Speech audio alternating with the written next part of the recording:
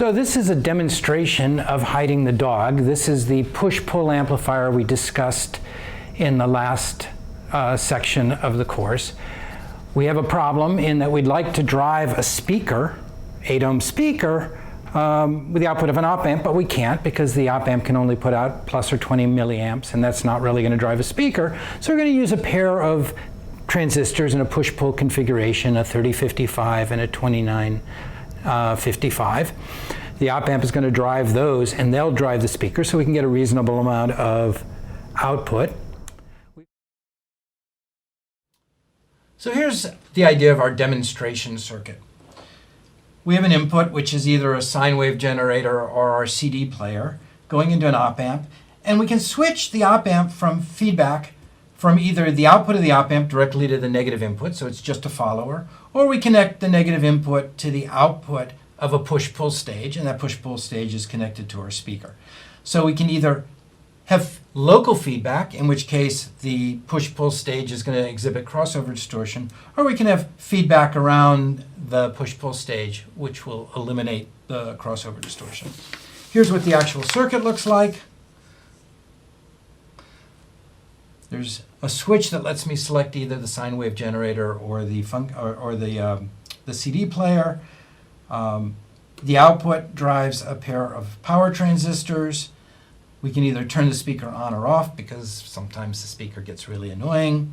And then the feedback can be either taken from the speaker, which is to say the output of the push-pull stage, or it can be taken from the output of the op-amp. So when it's taken from the op-amp's just a follower. We have crossover distortion. When it's taken from the speaker, the op-amp tries to correct for not only the distortion caused by the push-pull stage, but also distortion caused by the inductive nature of the speaker. So let's take a look and see how that works. Currently, we have the output connected directly to the output of the op-amp, and let's take a look at what we see. I've got the speaker off because after a while it gets very annoying. Let's zoom in on the waveforms. So we've got three waveforms up there, although it's hard to tell. I'm sorry. We've got a yellow and blue. The yellow and blue are exactly the same. The yellow is the input to the op-amp. The blue is the output of the op-amp. We've got the feedback going directly from the output of the op-amp to the minus input, so it's a follower. We'd expect those to be exactly the same. They're driving the push-pull stage. As you'd expect, the output of the op-amp has to get to at least 0.6 volts before the NPN turns on, and it has to get to minus 0.6 volts before the PNP turns on. And the result is there's this flat portion of the output of the push-pull stage where the input is either greater than minus 0.6 but less than plus 0.6. That's our crossover distortion. Let's listen to that.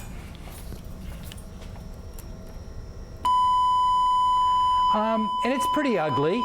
You can see that when we actually turn on the speaker, it gets distorted even more.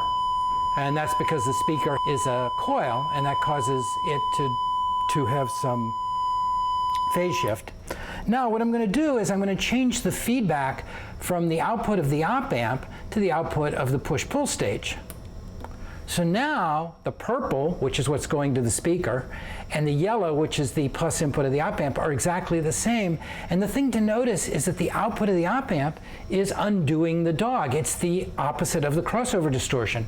When the input gets to 0 volts, which means we want to turn on the NPN, the output of the op-amp jumps up to 0.6 volts approximately. We're at 500 millivolts per division, so this is very close to 0.6 volts.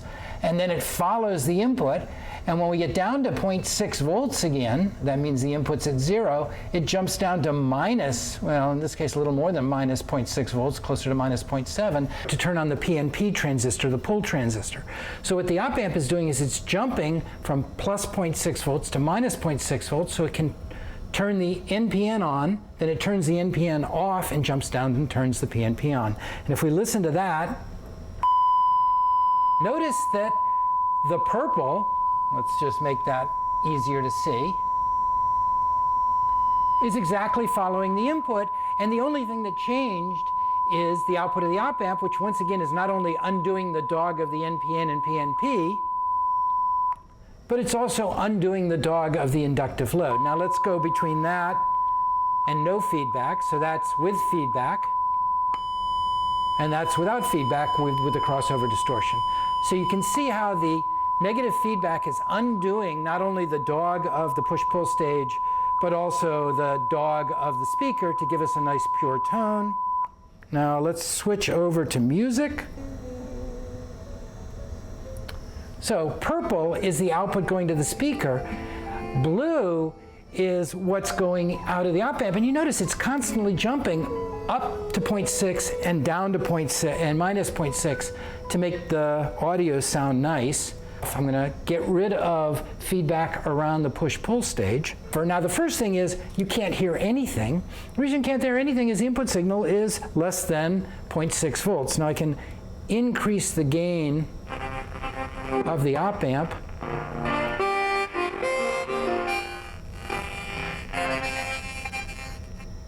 And you can see that occasionally we get something out of the purple when the input gets big enough, but it's pretty ugly.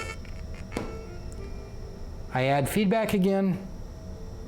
Okay, that's hiding the dog. Dog not hidden. Hiding the dog.